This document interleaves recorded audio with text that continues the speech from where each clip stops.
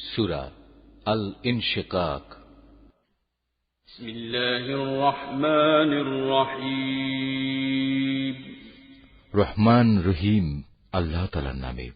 যখন আসমান ফেটে যাবে, সে তো তার মালিকের আদেশটুকুই পালন করবে এবং এটাই তো তাকে করতে হবে। যখন এ ভূমণ্ডল সম্প্রসারিত করা হবে, মুহূর্তের মধ্যেই সে তার ভেতরে যা আছে তা ফেলে দিয়ে খালি হয়ে যাবে।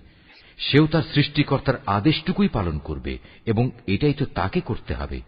হে মানুষ, কঠোর পরিশ্রমের মধ্যে দিয়ে তুমি তোমার সৃষ্টিকর্তার দিকে এগিয়ে যাচ্ছ, অতঃপর তুমি তার সামনাসামনি হবে। তোমাদের মধ্যে যার আমলনামা তার ডান হাতে দেয়া হবে, তার হিসাব একান্ত সহজভাবেই গ্রহণ করা হবে। সে খুশিতে নিজ পরিবার পরিজনের কাছে ফিরে যাবে। আর যার আমলনামা তার পেছন দিক থেকে দেয়া হবে, সে তখন মৃত্যুকেই ডাকতে থাকবে। এভাবেই সে জ্বলন্ত আগুনে প্রবেশ করবে। অথচ দুনিয়ায় সে নিজ পরিবার পরিজনের মাঝে আনন্দে আত্মহারা ছিল। সে নিশ্চিত ভেবেছিল তাকে কখনো তার মালিকের কাছে ফিরতে হবে না। হ্যাঁ, আজ তাই হল।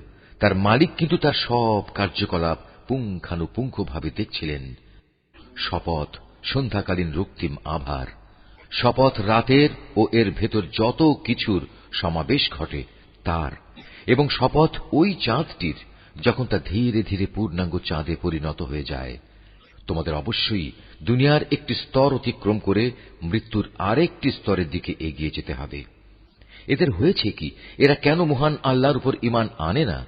আর এ কোরআন যখন এদের সামনে পড়া হয়, তখন কেন মালিকের সামনে এরা সাজদা অবনত হয় না?